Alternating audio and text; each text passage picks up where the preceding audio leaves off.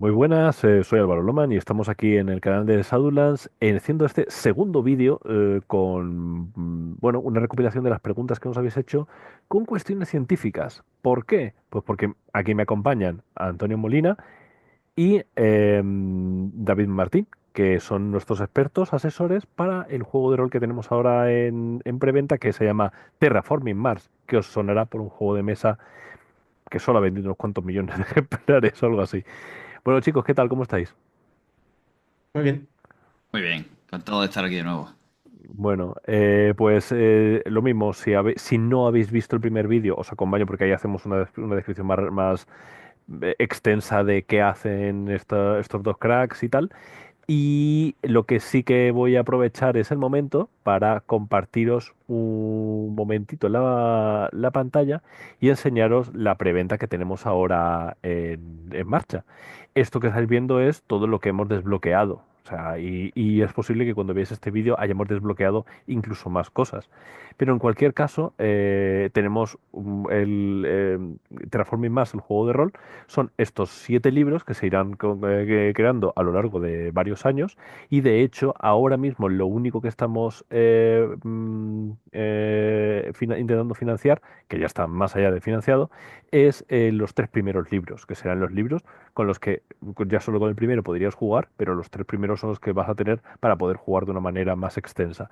Todo lo demás va a ser explorar todo lo además que he estado haciendo todo este universo que ha ido creando Freaks Game justo alrededor de esta franquicia de juegos. Y sin más, volvemos a dejar esta lista de preguntas donde lo habíamos dejado, porque la siguiente que tenemos es de Pau Blaconion. ¿Cómo lo veis? ¿Seguimos? ¿Empezamos? Sí, claro. Venga, a tope Adelante. entonces. Vale, Pau Laconio nos pregunta por la basura espacial.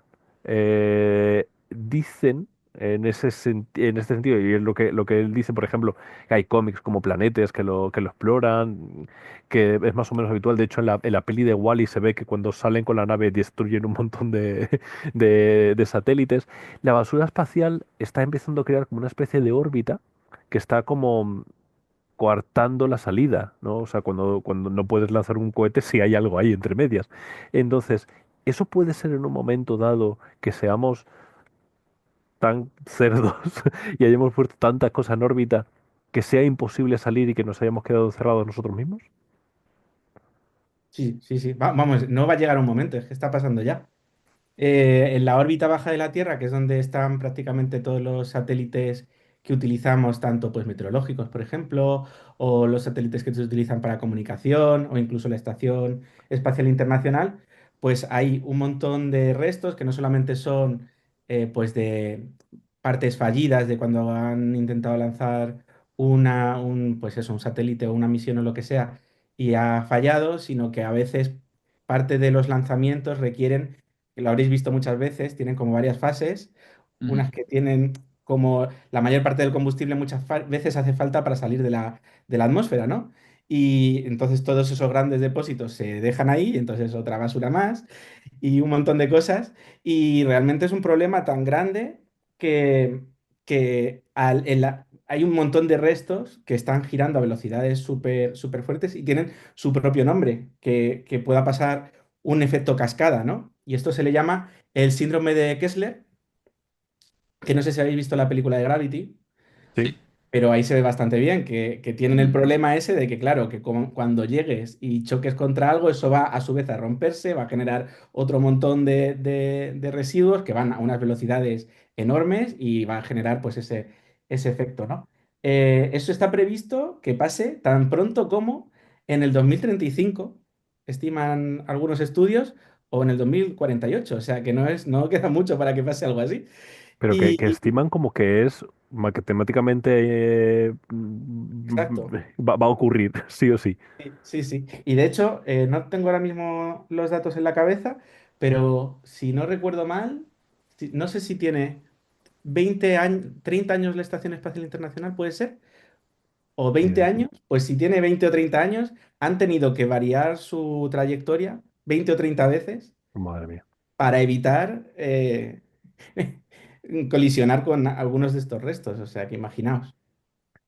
De hecho, he leído, no sé si es, entiendo que sea cierto, pero no me lo sé en detalle, pero he leído que como el Tratado de Armas en el Espacio es un tratado muy importante que cada vez que cualquier persona o cualquier gobierno o cualquier institución envía algo al espacio, tiene que hacer como una especie de inventario, pero hasta el último tornillo de todo lo que va ahí, porque si hay algo que pueda parecerse un arma, se la van a parar. Eh, Porque el que haya un arma que, por ejemplo, las armas de raíles, que se dice mucho en la ciencia ficción, ¿no? Básicamente se coge un raíl y dejarlo caer, porque solamente con eso ya la destrucción es brutal. Un raíl de un ferrocarril, vamos, un raíl lo dejas caer y a tomar por saco. Em, Todo eso, que era como una cosa que se proyectaba y tal y cual, está total y completamente prohibido. Y hace relativamente poco, Rusia, perdón, no la Unión Soviética, que Rusia envió un misil, un satélite al espacio y no ha dejado ver lo que lleva dentro. Entonces todo el mundo asume que ahí hay un arma. Ya, Es como, esto es muy chungo. madre mía. Y está todo el mundo diciendo, ¿qué cojones lleva eso? No, cosas mías, cositas, cosas. Llevan Y cosas. mis cositas. Y el problema está en el momento en el que se destruya cualquier satélite, que lo que dices del efecto cascada, lo más probable es que se carguen todos los demás satélites y nunca lo sabremos porque Internet se habrá ido a tomar vientos. Entonces nunca lo sabremos realmente hasta dentro de 20 años después que vuelvan a crear toda la infraestructura. Eso podría ocurrir.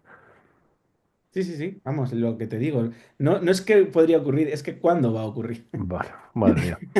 Entonces, lo que hay que hacer Descárgate Netflix rápido. lo que hay que tomar son medidas que no sean, porque esto solamente va a ir a más, cada día lanzamos más cosas. Ya sabéis que, por ejemplo, ahora mismo hay un problema muy grande con las galaxias de satélites, creo que los llaman, como el Starlink, que son un Ujú. montón de satélites Sí. chiquititos y que están impidiendo pues, a muchos astrónomos, por ejemplo, ver cosas. Y entonces estamos lanzando cada vez más y más cosas. ¿Cuáles son las medidas que habría que tomar? Pues bueno, disminuir lo máximo posible estos lanzamientos. Ujú. Cuando se lancen, hacer que tengan la menor cantidad de residuos posibles. Y como tampoco vamos a parar de hacer cosas, pues lo que habría que hacer es empezar activamente a hacer misiones para recoger basura espacial. Entonces, lo de los basureros espaciales, que me suena a mí de algunos, ¿no? Es un poco un tropo que seguro que hemos visto ahora. Planetes, los protagonistas de eso creo, no sé si es un anime o si es un cómic, no lo sé, pero Planetes son basureros espaciales que lo que hacen es eso, es recopilar las cosas que están en la órbita baja, o no me acuerdo muy bien, no lo llega a ver Exacto, tanto. exacto. Pues entonces lo que hay que hacer es eso, empezar a recoger, porque vamos a seguir echando. Entonces es tan complicado como que el día que pase una cascada de esas, pues nos vamos a quedar sin GPS, sin tener imágenes de satélites. La mitad de las comunicaciones van también vía satélite, o sea que imaginaos. Vale, seguimos con temas ahí de órbitas y cosas así. Primero, antes de la siguiente pregunta que decía Andrax, yo tengo una duda que es, se está proyectando en un momento, como obviamente todo es futurible y no sabemos, pero supuestamente la idea es que cuando tú llegas a Marte tengas tu propio internet. No en el día uno, ¿no? Pero habrá una especie de... De hecho, en la película de Marte se ve como él tiene su propio internet, que lo saca gracias a que coge como, no me acuerdo si era un rover o algo así, le saca tal. Em, el, ¿Hay algún protocolo o se está trabajando en un protocolo para ese internet asíncrono en el cual yo te digo hola, pero como estoy en Marte tardo una hora en que a ti te llegue? ¿Existe algo parecido a eso o no va a ser una barrera en principio infranqueable? Hasta donde yo sé, no hay nada de eso. De hecho, ahora mismo los problemas que tenemos de comunicación con las misiones que hay allí, hay una cosa que se llama la red del espacio profundo, que hay tres antenas a lo largo de todo el globo. Hay una en Estados Unidos, otra en Australia y otra aquí en España, en Robledo de Chabela. No sé si habéis escuchado que allí hay un complejo de antenas y que de hecho dicen que la señal de cuando llegó el hombre a la luna primero pasó por ahí antes de pasar a la NASA. Entonces, eso lo que hace es que siempre esté dando la cara que esté dando de la Tierra al resto del espacio, pues puedan recoger los datos de las misiones, ¿no? Y, Interesante. y cuando nos llegan esas comunicaciones, muchas de las misiones que llevamos también son para hacer las comunicaciones. ¿Cuál es el problema? Que como no se llevan tantas misiones y empiezan a fallar, hay a veces problemas como de ancho de banda. No hay suficiente eh, pues eso, ancho de banda para poder recoger los datos científicos de todas las misiones que hay ahora mismo, por ejemplo, activas en Marte. Y es una de las restricciones que tenemos, aparte de la energía. Entonces, hay datos que no se pueden tomar literalmente porque no hay internet suficiente, por decirlo así. Pero claro, Ostras, esto siempre va a ir con un, como os dije el otro día, con un retraso considerable. ¿Cómo se podría evitar esto o reducirlo? Bueno, pues yo he visto, ya os digo, esto no soy ni mucho menos experto, pero sé que hay algunas ideas de hacerlo con láseres, por ejemplo, o con una, porque obviamente las ondas de radio y todo esto, que es como van, pues tardan mucho. ¿Qué es lo que va más rápido que la velocidad, al menos tan cerca como la velocidad de la luz? Pues la luz. Entonces sería eso, pero ¿qué pasa? Que eso requeriría, no es tan fácil, pero bueno, igual es uno de los proyectos que se podían considerar, ¿no? Para el juego de mesa, hacer una comunicación láser con la Tierra o con la Luna. de hecho, una cosa que se ve en las novelas de Kim Stanley Robinson, ¿lo he dicho bien? Sí, Ujú. es el tema que además recogen en el juego de rol de Terraformers, lo vamos a recoger eso, el tema de esos, creo que son 39 minutos de diferencia en la órbita de Marte, que tarda un poquito más, no tarda 24 horas, sino un poquito más. Entonces, que en las novelas de Marte, que ya te digo que se va a recoger aquí en el libro, es que esos 30 y pico minutos son los que separan los relojes Sí, para poder hacer que todo se mantenga más o menos las comunicaciones con la Tierra. Eh, eso, esto es lo que hay, o sea, no, o sea, bueno, es eso, o sea, claro. para las comunicaciones con la Tierra no, porque el tiempo va a pasar igual. Lo que Mm, pasa es que es un poco como para mantener nuestro sistema de medida del tiempo, pues dicen, es muy bonito la verdad, que dicen, pues cuando llega la hora 24 tenemos esos 40, bueno, son 39 minutos, creo, algo así, esos 39 minutos que no existen, ¿no? Que es lo que muchas veces los personajes utilizan pues para reflexionar muchas cosas. Y es porque, como has dicho, es lo que tarda Marte en dar la vuelta sobre sí mismo. Es casi igual que la Tierra, pero son esos minutitos de más. Pero claro, el tiempo va a seguir pasando. Entonces, claro, es nosotros lo que nos pasa cuando estaba trabajando en las misiones, es que cada día empezabas media hora más tarde. Entonces, pues un día empezabas a las 9 de la mañana, pero claro, al día siguiente empezabas a las 9:30, al día siguiente empezabas a las 10, al día siguiente, y entonces había muchos turnos que empezábamos pues a las 12 de la noche y 8 o 9 horas hasta el día siguiente y con todavía la complicación de que está trabajando con los americanos, que eso también nos pasa aquí, ¿no? Que vas claro. con el horario de California. La siguiente pregunta, Andrax nos comenta que, o pregunta, ¿sería posible bombardear Marte con cometas de hielo? De hecho, David, yo creo que esto ya hay alguna carta, ¿verdad? En el propio juego que dice esto se hace y punto, ¿no? O incluso directamente coger algún asteroide rico en metales para atraerlo y atraerlo de alguna manera a Marte. ¿Eso es algo factible? Sí, de hecho ya hay planes. Para el 2036, si no recuerdo mal. No han dicho exactamente cuál asteroide es, o al menos no sé yo si lo han desvelado todavía, pero sí hay planes de desviar su órbita y estrellarlo en Marte. Ah, o sea que desde aquí Eh, quieren estrellarlo en Marte. Eso, eso quieren, sí un plot twist, pensaba que luego iban a traer a la Tierra o algo así para... No, no, no, o sea, se lo llevan ya para Marte directamente. sí, Hostia. quieren alterar su, o sea, pasa cerca y quieren alterar su trayectoria para que caiga en Marte. O sea Claro, que, eso ahora que lo único que hay es un par de robotes, se puede hacer, ¿no? Pero luego es un poco claro, peligroso, ¿no? posible es. La cuestión es las consecuencias que pueda tener, tanto a nivel regional donde caiga como a nivel planetario. Qué curioso.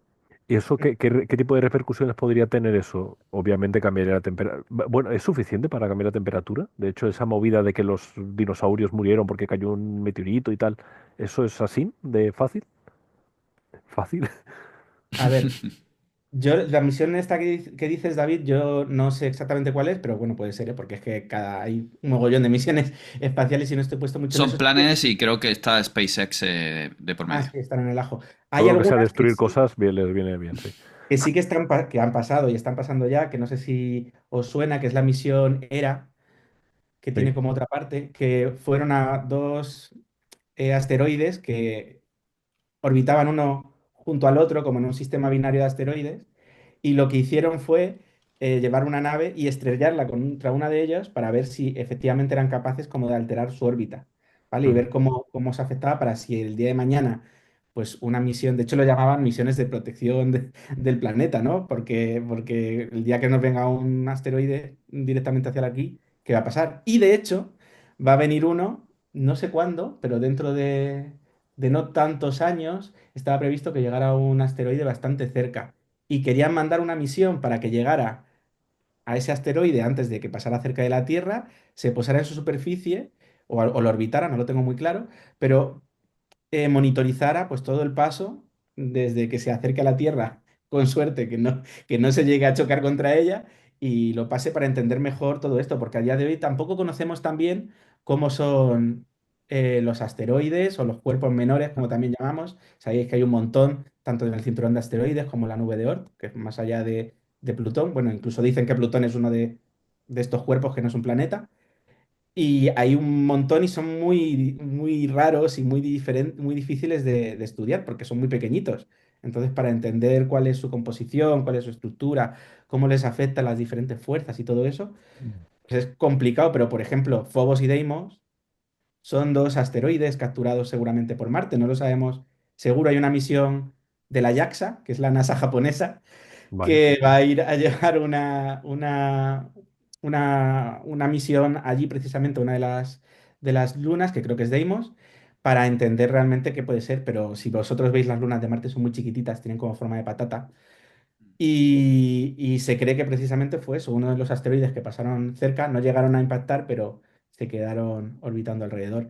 Así que hacer algo parecido con uno de los asteroides y acercarlo a la órbita y que permanezca ahí, pues es completamente posible. Y luego, ¿qué pasará? Pues como has dicho, el impacto de los dinosaurios, pues fue uno que efectivamente cayó en el Golfo de México, ahora ya sabéis, Golfo de América, y y se cree que causó un impacto tan grande que alteró todo. Imaginaos lo que puede ser. Ahí creo que hay una página web por ahí que puedes decir que te simule como lo que puede pasar en la superficie de cualquier punto del planeta. Es una especie como un Google Earth. Y dices, quiero que caiga aquí un meteorito de este tamaño. Y entonces te enseña lo que pasaría, si llegaría a crearse un cráter o no, cuál es la fuerza que llegaría. Luego sabéis que no solamente es el impacto, sino cómo es toda la onda de choque que sucede después y que según de lo que sea el meteorito, pues también puede tener otros efectos. Pero claro, imaginaos lo que puede ser un efecto de tal calibre y que no solamente es lo que caiga, sino que, por ejemplo, en Marte hay un montón de permafrost, de suelo congelado, que cuando caiga seguramente lo que haga es derretirse y cambiar en ese momento un montón el vapor de agua de la atmósfera, ¿no? Que durará poquito, seguramente se vuelva a congelar todo, pero bueno, es un evento catastrófico que seguro que cambia un montón lo que pasa en la superficie de Marte. David, además, en el momento en que empiezas a trastear con el permafrost, es cuando se puede liar parda con tema de bacterias y cosas así, ¿no? En la Tierra, Bueno, por ejemplo, Digo puede, ¿no? no se dice mucho, pero uno de los mayores, ¿cómo se dice? Fuentes de gases de efecto invernadero Ujú. es que se derrita el permafrost, porque hay un montón de dióxido de carbono atrapado dentro del permafrost que hay, por ejemplo, pues en Siberia o en Alaska o en Canadá. Y claro, pues es que sabemos que hay organismos que son, esto David tú sabes más seguramente, pero son psicrófilos que están mm, adaptados a vivir en condiciones de un montón de frío Ujú. y viven ahí, ¿no? Entonces, no sé si tú sabes un poco más de esto. sí, de hecho, tienen diversas adaptaciones, son adaptaciones a nivel de su cubierta, de la membrana, y a nivel de su interior. Básicamente lo que tratan de tener es un anticongelante natural. Entonces, llenan de lípidos de ciertos aminoácidos hidrofóbicos y de manera que hacen que no se formen cristales de hielo cuando se congelan y se puedan mantener en esa latencia y conseguir revivir cuando sale de nuevo del permafrost y están bueno, están más a gusto a 1, 2, 3, 5 grados cuando esas bacterias ya empiezan a funcionar. Sí, Bueno, o sí sea, son como que organismos cuyo metabolismo es lento, pero sí, sí, hay muchas cosas atrapadas en hielo, en permafrost y, y no solo microorganismos, como ha dicho Antonio. es que hay muchos organismos, ¿no? Que no son tanto. Hay extremófilos que son extremófilos estrictos, que solamente pueden vivir en condiciones extremas, pero hay otros que son simplemente que lo toleran.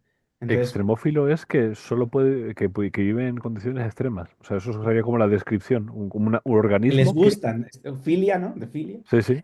Extremofilia, pues les gustan las condiciones extremas de lo que hablábamos el otro día, salinidad, temperatura, presión, un montón de cosas distintas, radiación, por ejemplo. Pero hay algunos que son simplemente tolerantes, es decir, que pueden vivir en condiciones muy frías, pero la palabra que no me salió el otro día, thriving, crecen prosperar, sí. más en condiciones más como las estándares de la Tierra. Entonces, pues si cambian un poco esas condiciones a mejor, puede que lo que, como dice David, ahora esté quiescente, pues empiece a crecer un montón. Qué Y si no, bonito, ahí qué vemos buen, qué, nosotros. qué Quiero buen decir rollo.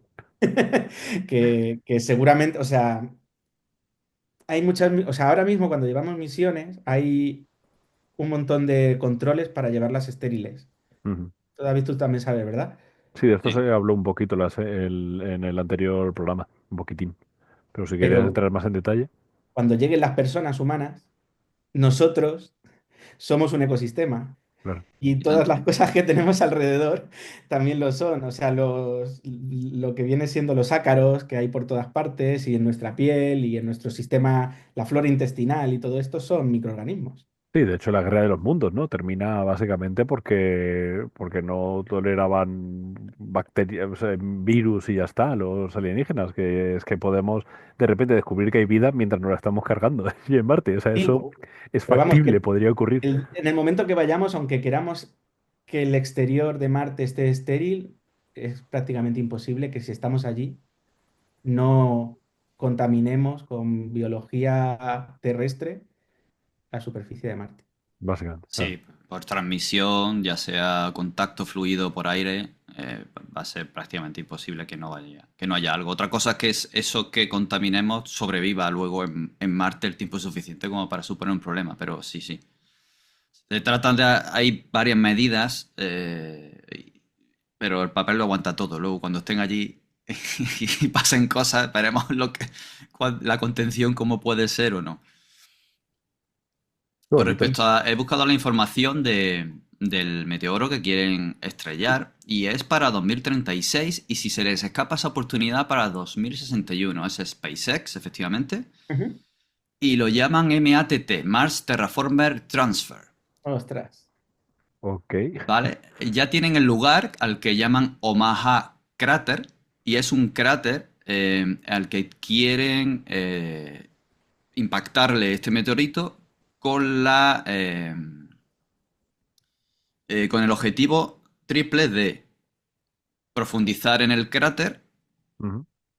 hacer que haya un calor por lo que la propia energía que liberan impacto se mantenga esa tierra más caliente, el permafrost se derrita y haya una cobertura de agua en ese cráter que calcula, han hecho, según dice este artículo, han hecho varios cálculos y puede durar no sé cuántos años.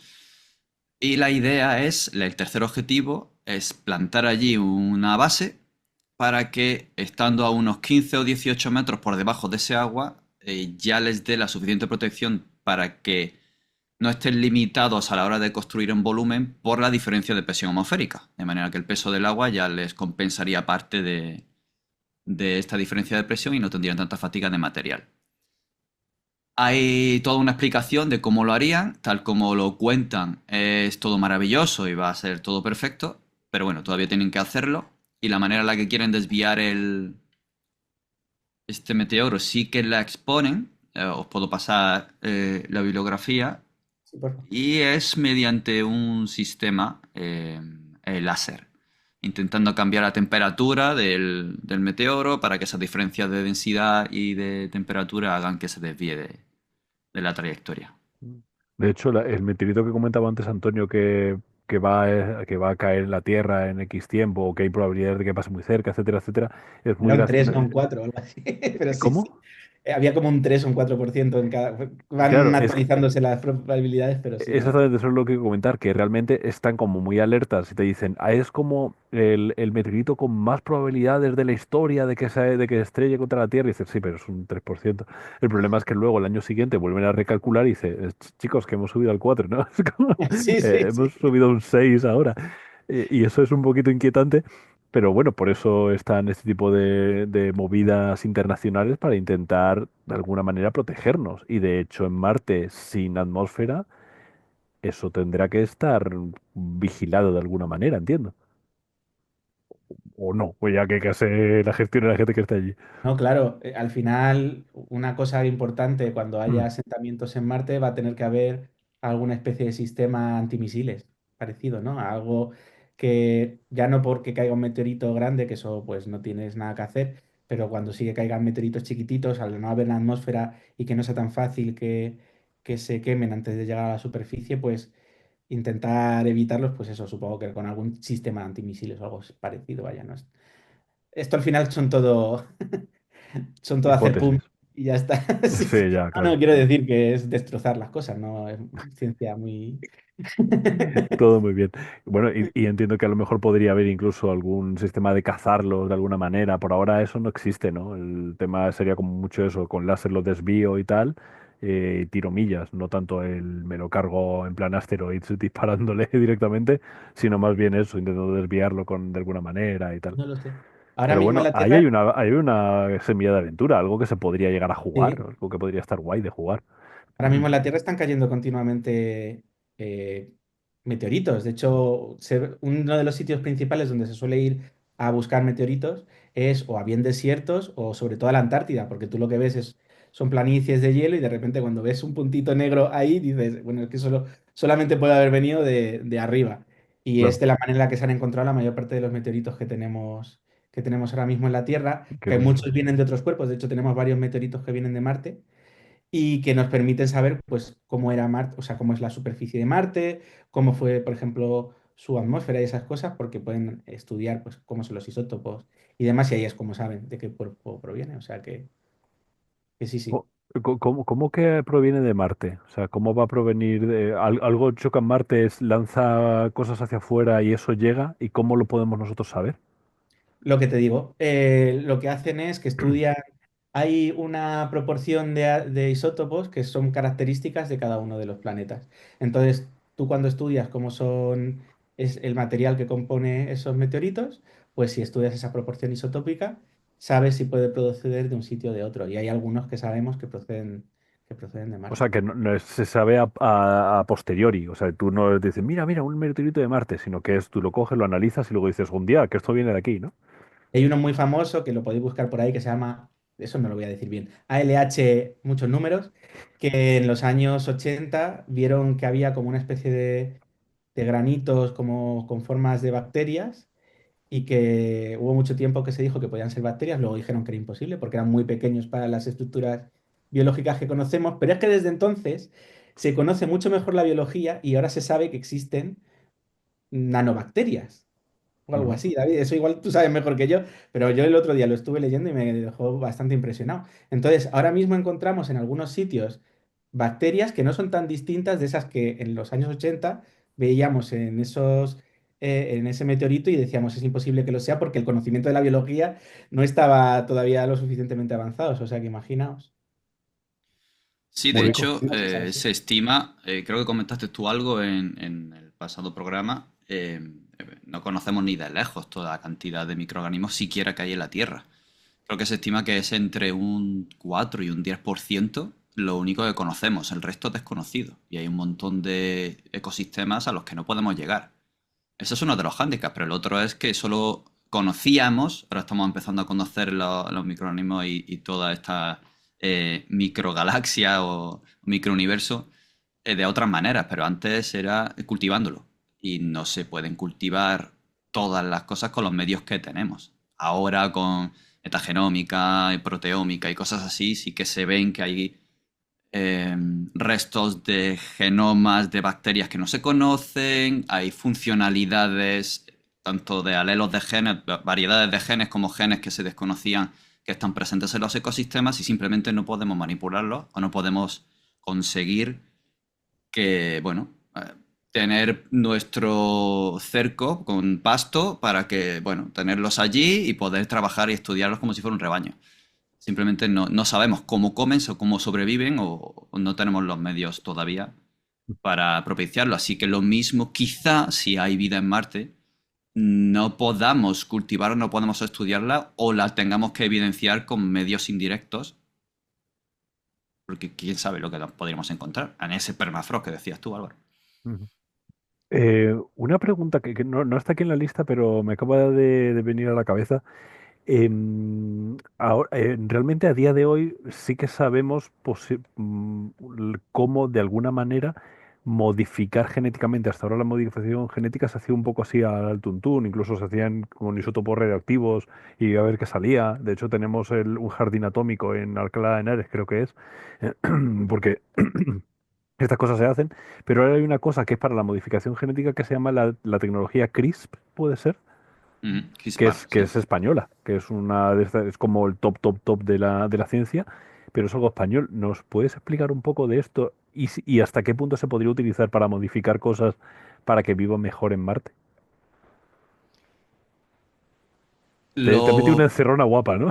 No, es que el tema es extenso porque cada tipo de organismo tiene sus propios mecanismos para mantener su propia homeostasis y esto conlleva a estar lo más estable posible, lo más equilibrado posible y que el exterior le influya lo menos posible. Esto conlleva, pues, radiación, ya sea nuclear o luminosa, que haya un estrés oxidativo y que afecte a las moléculas de dentro. Entonces, hay mecanismos para reparar el ARN. Los mecanismos para reparar el ADN, o sea, el material genético, tiene que mantenerse intacto lo máximo posible. Dicho esto, se ha ido conociendo cómo funcionan estas proteínas, las que reparan, las que replican, las que multiplican, y se han ido desarrollando diferentes estrategias para poder manipular el material genético. Inicialmente era muy burdo, como has dicho, pero ya se han ido afinando, pues los últimos 60, 70 años, diferentes técnicas.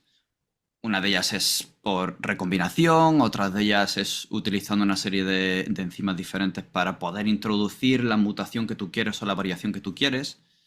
Y es que hay una serie de eventos, sobre todo en microorganismos como virus, bacterias y hongos, en lo que puedes introducir un material genético complementario, que se llaman plásmidos en el caso de bacterias, y que tú tienes una secuencia que es igual al principio del gen que quieres modificar, y por recombinación, ese plásmido, digamos que se acerca a la zona, las proteínas que están manteniendo el ADN entienden que es parte de su ADN porque es igual y cambia lo que hay en la secuencia que tú le has metido, ese plásmido, y lo meten en el genoma de la bacteria.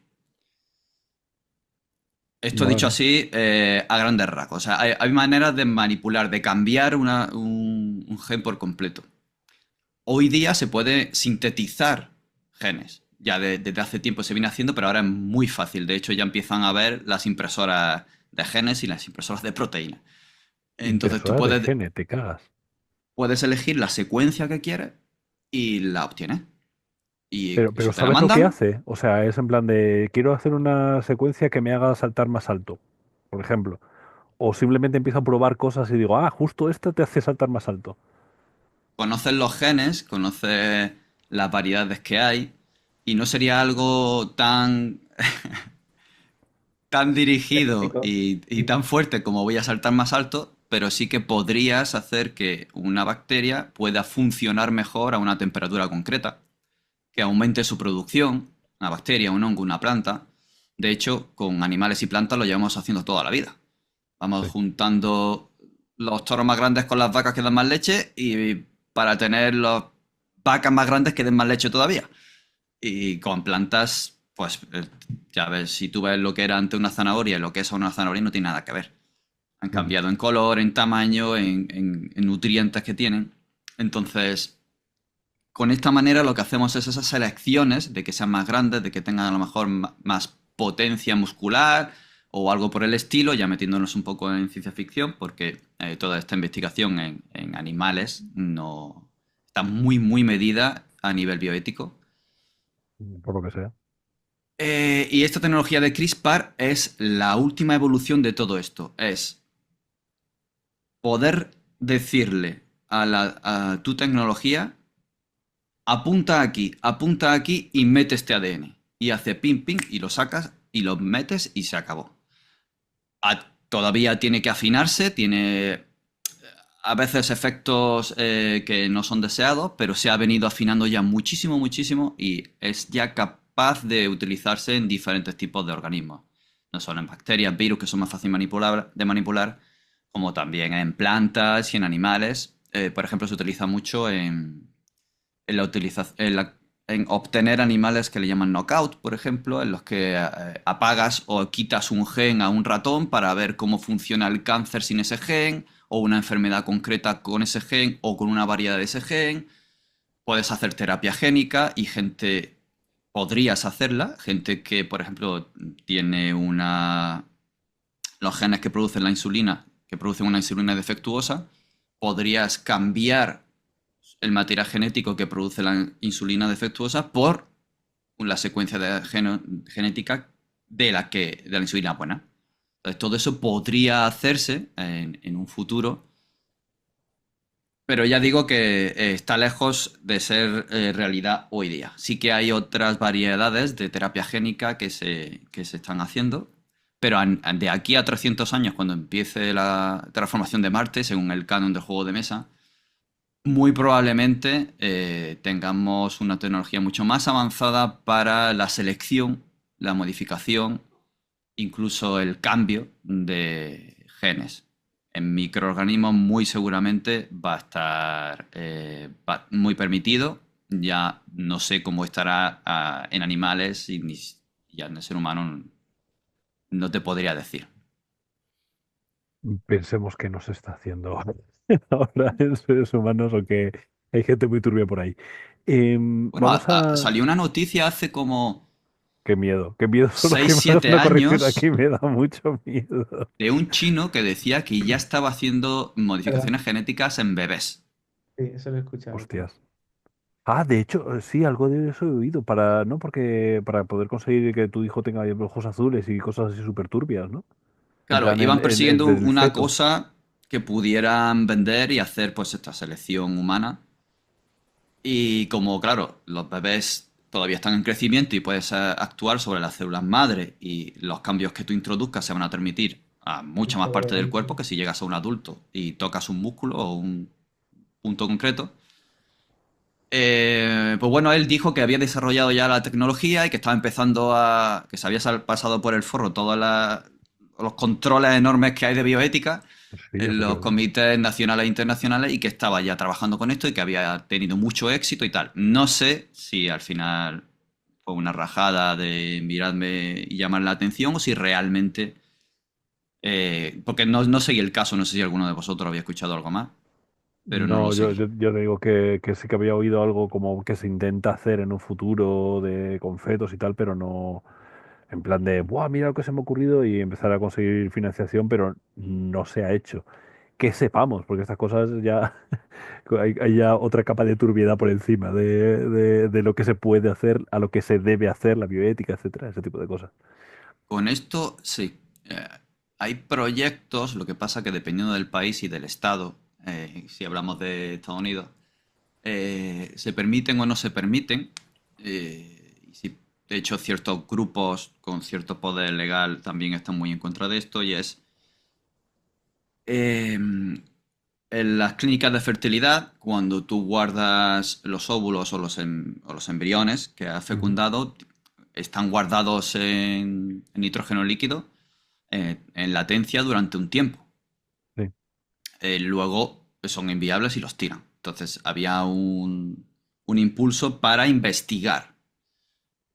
Luego había otro impulso para la persona que fuera capaz de guardar sus células madre, quitándoselas de médula ósea o quitándoselas de tejido graso, que todavía hay cuando eres adulto, o incluso cuando nace un niño guardar el cordón umbilical o guardar tal, para en el caso de que si luego enferma, sea capaz de hacérsele terapia génica modificando sus propias células madre, o incluso cuando se desarrolle la tecnología, que ya hay bueno, ya hay pequeños intentos y algunos desarrollos prometedores de producir órganos in vitro para poder trasplantártelos y producirlos con tus propias células. Ujú, Entonces, claro, las cuestiones aquí, los límites aquí, aparte de la técnica que ya se va desarrollando poco a poco, ya se han desarrollado tejido de miocardio que tiene posibilidades de hacer pulso, o sea, de dar pequeño latido, todo esto está en desarrollo. Los japoneses Joder. hace como 5 o 10 años desarrollaron una especie de retina con un ojo que reaccionaba a la luz. ujú. En fin, estamos a décadas, no sé cuántas, de que podamos hacer tejidos de manera artificial, in vitro, y probablemente desarrollándolo en nuestras células o sin ellas. Sí se está aplicando en grandes quemados capas de piel de fibroblastos para ponerlas e intentar recuperar la piel. Entonces, el límite pues será la bioética y que no te llegue unos abogados cristianos y te digan que no puedes hacerlo, o la técnica si en algún momento tiene efectos secundarios o no funciona. Pero es muy probable que de aquí al futuro de la terraformación de Marte sí que haya cosas que faciliten la colonización porque puedan cultivar biocarne o puedan cultivar proteínas de alguna cierta manera, puedan repararse tejidos quemados y hueso y tal con una terapia biomédica avanzada. Eso está ahí. Creo que hay alguna cosa en el juego de mesa con respecto al desarrollo de estas tecnologías. Ujú. Me suena. Qué bonito todo esto. Y puede ser Es una muy diferencia friki. importante entre trabajar para una corporación que tenga acceso a este tipo de tecnología o no. Sí, en plan de que a lo mejor dice, te contratamos, pero claro, bueno, pues te vamos a cambiar aquí la manera en la que tú respiras ahora, o yo qué sé, alguna cosa muy bonita en ese plan. O trabajas en minería, pero no tienes el seguro que te permite que te reparemos la pierna cuando te has quedado cojo. Eso Ujú. lo tiene la otra compañía y nosotros no te lo ofertamos. Cosas así. Sí, eso por ejemplo se ve en la serie de The Expanse, hay un momento que alguien pierde un brazo y es como, joder, ahora esperar a que me crezca otro", y Sale es chiquito como, ahí. es una cosa muy turbia. Sí, sí. Cómo surge todo eso. Pero es que son este tipo de cosas las que, claro, cuando tienes una base científica guay, es el momento en el cual tú puedes construir ficciones hiperrealistas o al menos con intento de realismo. Y tú puedes decir, venga, vale, compro esto y ahora voy a construir una ficción que tenga que ver eso, pues distópica o lo que tú quieras, ¿no? Eso, por ejemplo, la serie esta de Netflix, la de, creo que se llama Love, Sex and Robots, creo que se llama, Ujú, la que son cortos, como son cortos, exploran cosas muy concretas de posibles utilizaciones o bueno, o Black Mirror, ¿no? Que también habla también de estos cosas muy chungas de la ciencia. Bueno, vamos a ir terminando. Queríamos hablar un poquito de los moleholes, de lo que son unas perforaciones profundas y tal. No sé si nos va a dar tiempo, pero al menos sí intentar tener contestada la última pregunta de Andrax, que es ¿cómo va a ser eso de terraformar Marte si no se puede terraformar Marte porque no tienen lo que él dice un cinturón de Van Halen, que entiendo que ahora me explicaréis lo que es, y que la atmósfera se escapa y no, como que no se queda, sino que se escapa y se va. ¿Cómo? O sea, todo el juego tomar por saco, ¿cómo va esto? Vamos a ver. Una de las cosas que produce en mucha cantidad el Sol, aparte de darnos mucha luz, es que tiene un montón de radiación que está continuamente bombardeando pues, todo el sistema solar, ¿no? Mm, Y nosotros en parte, gracias a el campo magnético que tiene la Tierra, pues somos capaces de apantallar con ese cinturón que hablaba, que básicamente es como un campo magnético gigante que envuelve toda la Tierra, parte de ese viento solar pues eso nos apantalla toda esa radiación. Lo que pasa es que también hay determinados momentos que nos llega hasta alcanzar. Habéis oído muchas veces cuando dicen, bueno, es que ha habido una llamarada solar y ha hecho que cambie todo y no sé qué, no sé cuánto. Las auroras boreales no es otra cosa más que como el campo magnético, no sé si lo habéis visto alguna vez, pero tiene como esta forma así como de rosco. Sí. Mm. Lo que hace es que todo ese viento solar muchas veces en las épocas de máximo solar pues va para los polos y por eso en las zonas cerca de los polos es cuando se pueden ver las auroras boreales, que no es más que eso, que cuando pasan por ahí pues se ve ese material, ¿no?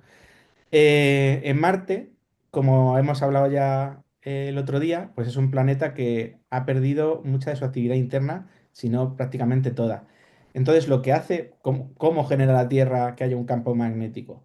Pues en su interior hay material férrico que se encuentra dentro del manto, hay como unos movimientos convectivos, es decir, si la Tierra, ¿sabéis? Pues tiene capas, como una cebolla, tiene capas. Ujú. Pues el núcleo está compuesto por los materiales más densos y cada vez se ha organizado la materia de tal manera que los menos densos pues se quedan en la corteza, ¿no? Que es lo que tenemos, lo que vemos mayormente son silicatos, pero cuando hay erupciones volcánicas es donde encontramos pues los minerales o los materiales más pesados.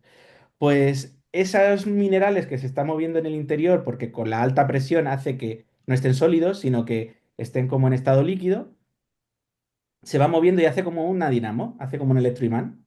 Ujú. Y eso hace pues un efecto efectivamente magnético, que hay un campo magnético global que envuelve toda la Tierra. En Marte no sabemos si en algún momento lo hubo, pero seguramente ahora la actividad interna es tan poca que, aunque creemos que sí que puede que tenga ese núcleo metálico, no se mueve lo suficiente al menos para generar este campo magnético. Sin embargo, sí que hay materiales en superficie que tienen todavía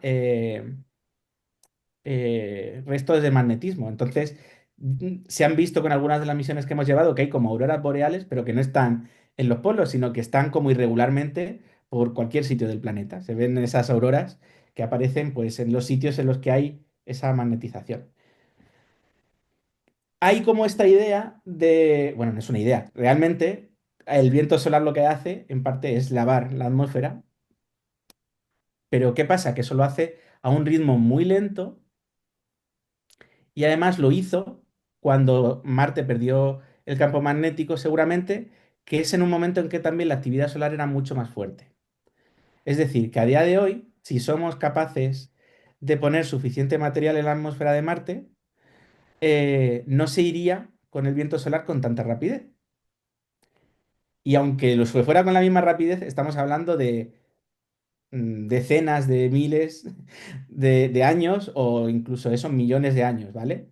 Entonces, si tú eres capaz de producir atmósfera o de llevar material a la atmósfera más rápido de lo que el viento solar se la lleva, no es un problema.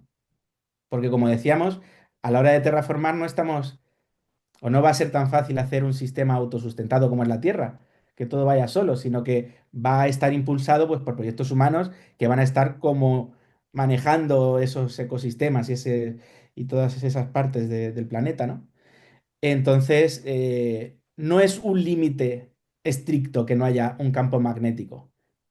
Pero luego además hay maneras de evitar, obviamente dentro del campo de lo posible, de evitar que ese viento solar alcance Marte tan rápido.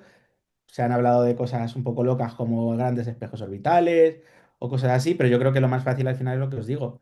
Si tú generas más rápido que pierdes, pues no hay problema. Pero tendrías que estar en plan, llegamos al punto de la cuarta era, el Marte Verde. Sí. ¿Tendrías que seguir artificialmente generando todo esto o llegaría un momento que se generaría eso y ya haría como de alguna manera la atmósfera y dices, venga, ya está? Yo creo que no, porque es que además en la Tierra hay otro montón de sistemas que hacen que sea la Tierra como es, más allá del campo magnético, ¿vale? Pues tenemos, por ejemplo, la capa de ozono que conocemos mucho por todos los anuncios de el agujero de la capa de ozono que hacía que nos friamos todos, ¿no? Que gracias a que se quitaron los componentes de los aerosoles, hemos conseguido cerrar en parte, pero que fue un problema muy grande, ¿vale? Pues es una capa que nos protege de los rayos ultravioleta. Pero luego tenemos, por ejemplo, eh, la Luna, no sé si sabéis, pero la Luna de la Tierra es anormalmente grande para lo que lo que son los satélites de los planetas. Sí. Y eso en parte lo que hace es que hay que genera las mareas, ¿sabéis, no?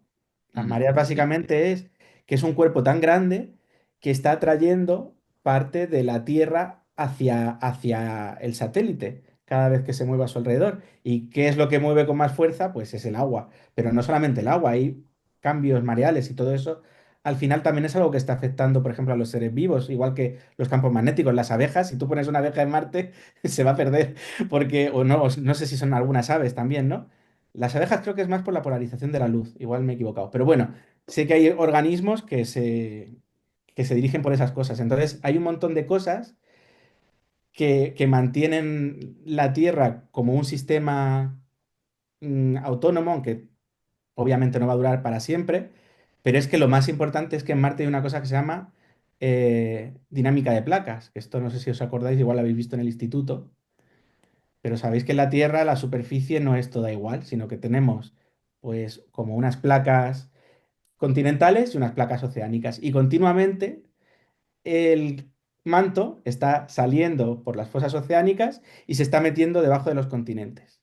Eso que Sí. genera que hay una actividad volcánica continua, que hay un montón, cuando hay volcanes como el de La Palma no hace tanto, que generen gases de efecto invernadero, que se esté reciclando la atmósfera, o sea, la corteza continuamente. Y eso genera que hay una riqueza en superficie que permite en parte la vida. No sabemos si una de las razones por las que hay vida en la Tierra y no en otros sitios es porque la Tierra tiene dinámica de placas, puede que sea uno de los condicionantes. Pero, de nuevo, no es imprescindible para mantener una cosa con vida. Solamente que vas a tener seguramente con todo el rato que mantener, insuflar o sea, va a tener que estar como con un marcapasos o con respiración asistida todo el rato Marte para mantenerse vivo, porque yo creo que será muy difícil, físicamente hablando, mantenerlo autosuficiente. Pero estamos hablando ya en una cosa tan teórica que, bueno, pues, Claro. o sea, especular igual se consigue, pero vamos, yo creo que es complicado. Otra de las opciones que también he oído es al respecto de esto sería el crear ese campo magnético de manera artificial. O sea, no solamente él empieza a crear atmósfera a lo loco y confío en que en ir más rápido que lo otro, sino él directamente, venga, pues ¿qué necesitas? ¿Esta actividad magnética? Pues te la creo yo. No tengo muy claro cómo sería, pero En sería factible también. superficie se pueden hacer, por ejemplo, tan fácil como que tú cojas y pongas un montón de cables por los que pases electricidad y generes unos campos magnéticos gigantes a base de cables para que tú tengas esa protección en una región, por ejemplo. Eso es físicamente factible. Eso sí vas a tener como un campo magnético ahí generado y necesitas un montón de electricidad, pero eso, por ejemplo, sería posible. Y luego creo que hay algunas ideas de bombardear el núcleo, pero eso yo lo veo muy, muy, muy difícil, porque si vamos a lo de hacer Primero ya hay que llegar, ¿no? un molehole, es muy difícil llevar hasta el núcleo, pues imaginaos. Vale. Creo que es el momento de pasar ya a lo último que sería eso, que es un mouthhold, de lo que justo lo acabas de explicar, y ver un poquito cómo... Porque básicamente esto es una de las cartas que se ve en el juego. O sea, en el juego tú creas un montón de proyectos científicos que realmente tú no sabes lo que es, simplemente te dan puntos de victoria y ya está. Pero si te pones a profundizar, muchos de estos proyectos científicos tienen una base real. No real de que se puedan hacer, pero sí que se proyectan hacer o que se consideran plausibles, etcétera. Una de estas que es el Mohole y que además, si descargas la guía de inicio que está en nuestro crowdfunding, es lo que te propone. El objetivo de los jugadores dentro de la partida sería, tenéis que crear un Mohole y no es, venga, ponte a cavar, sino tiene otras cosas, lo podéis ver, la podéis leer perfectamente. Cuéntanos, ¿qué es exactamente esto y por qué es interesante de cara a la transformación de lo que sea, de lo que toque? Pues un mojol que lo hemos traducido como perforación de manto no es más que una perforación lo suficientemente profunda como para llevar hasta el límite que hay entre la corteza y el manto, que es lo que se llama la discontinuidad, me parece que de Mohorovich o algo así, que era un De Morovicic. investigador. Sí, perdona. Morovicic, ¿no? O Morovicic o algo Sí, así. mojo, Lo que surja. Como se no lo llame. sé. Es El croata. señor este. El mojo. Sí, sí, que nos perdonen los croatas. Pero fue un investigador pionero que fue precisamente el primer científico que postuló que existían estas capas de las que hablábamos antes, ¿no? Porque él lo que estudiaba eran terremotos y sabéis que, bueno, no sé si lo sabéis, pero de la manera en la que se detectan los terremotos se puede saber lo que hay debajo de la superficie por cómo se emiten las vibraciones, ¿no? Y entonces, pues vio que existía, propuso que existía esta discontinuidad y que precisamente tenía que haber en un punto determinado a partir del cual, pues ya tendríamos ese material, pues en estado fluido, ¿vale? Entonces, la idea se basa realmente en un proyecto real, que es que en los años 50, creo que fue, en los Estados Unidos se propuso hacer un agujero que precisamente llegara hasta ahí para poder saber, hacer una prospección y entender si realmente estaba ahí, ¿no? Como muestrearlo. ¿Qué pasa? Mm. Porque estamos hablando de una perforación que puede tener, pues no sé si eran treinta y tantos o cuarenta y tantos kilómetros, imaginaos. Entonces, la manera de hacerlo más fácil era hacerlo, como hemos hablado antes, en la placa oceánicas que son mucho más finitas, ¿vale? Entonces, Mm. en la Tierra pueden llegar a tener como unos 10 kilómetros. Y entonces, pues querían ir con un barco y hacer la perforación, pues en una zona del océano. ¿Qué pasa? Pues que al final tampoco iban a obtener realmente un beneficio económico y era una cosa súper costosa e incluso casi difícil, o sea, no difícil, incluso impracticable en la época, que llevaba mucho al límite de lo que se podía hacer, y no se hizo, ¿vale? Para que os hagáis una idea, la perforación más profunda que hay en la Tierra está en Rusia. Bueno, estuvo en Rusia, porque ahora mismo yo creo que ya está sellada, y tiene solamente unos 23 kilómetros, ¿vale? O sea, unos 23 kilómetros no. No sé cuál es la profundidad ahora mismo, pero vamos, que es muy... Que no llega ni de coña. Vamos. No, no llega, no llega. Creo que son unos 12. Bueno, no lo sé, lo podéis buscar, ¿vale? Pero el caso es que todo esto son perforaciones, eh, pues eso, como un pozo, ¿vale? Una perforación chiquitita de unos centímetros.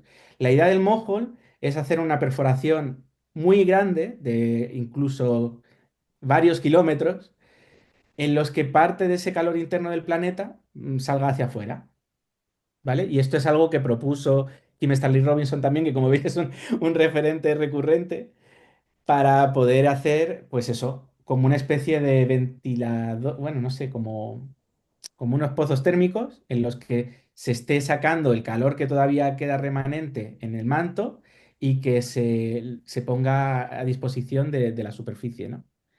Y algo así, pues es lo que se propone efectivamente en esta primera aventura. Bueno, pues no sé si tienes tú algo que aportar, David, o alguna curiosidad que digas, buah, esto con esto la gente va a flipar. O sí que, o incluso tú, Antonio.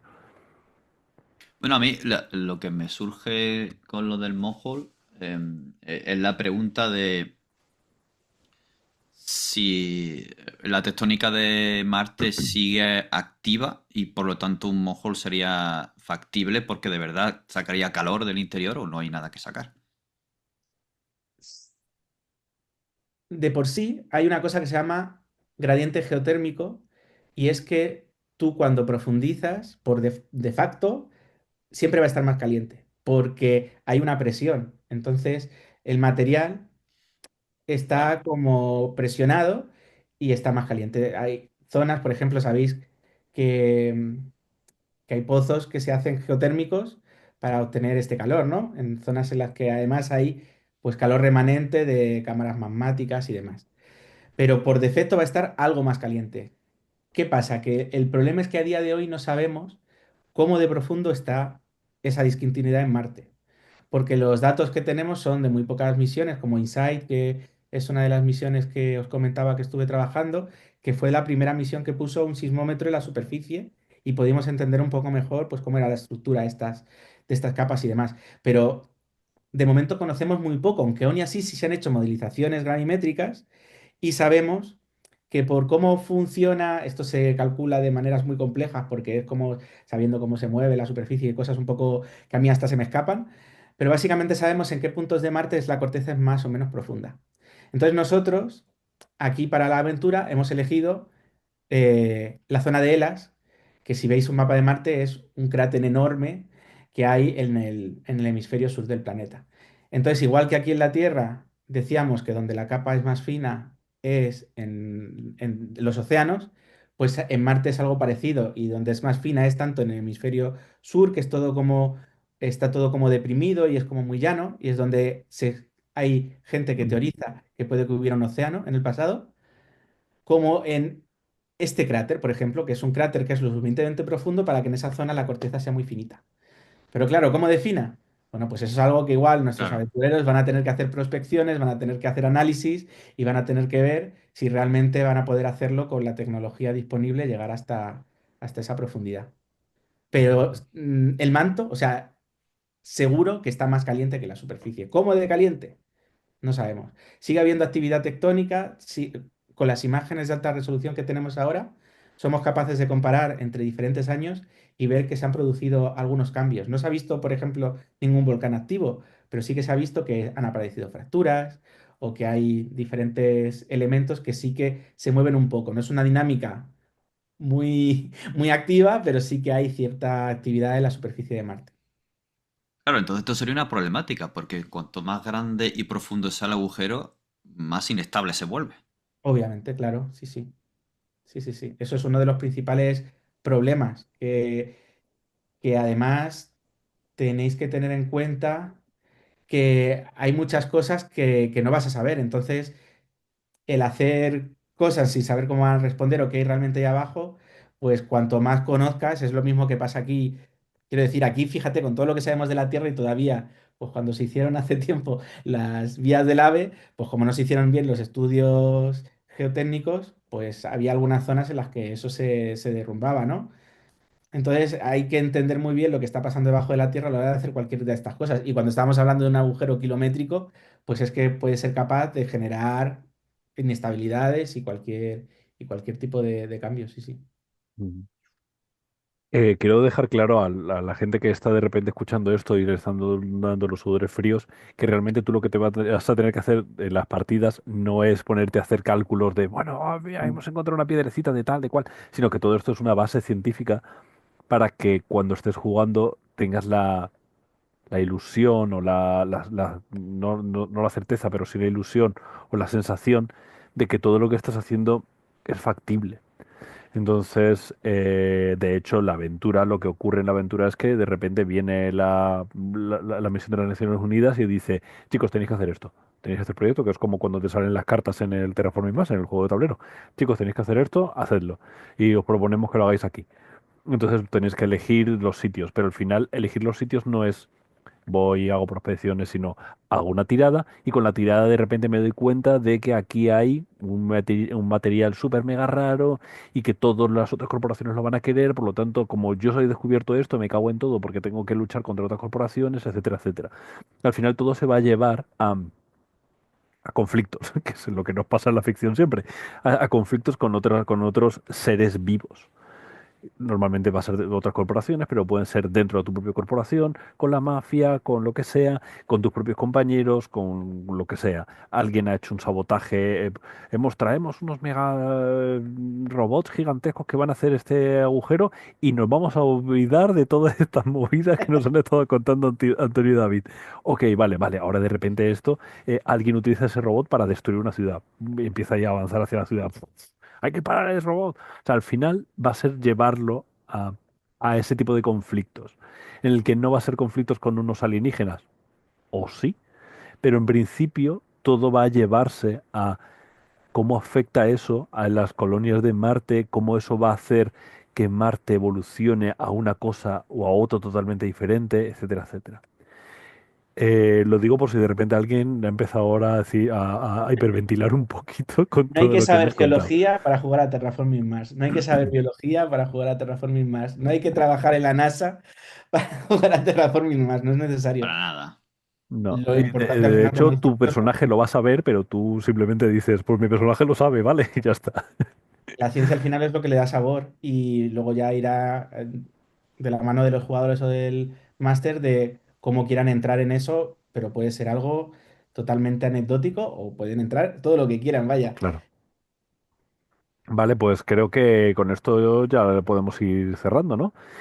Oye, muchísimas gracias por venir. Ha sido súper interesante todo lo que habéis contado.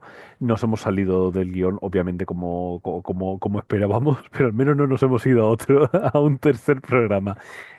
Muchísimas gracias a todos los que nos estáis viendo, escuchando o percibiendo esto de la manera que lo estáis haciendo.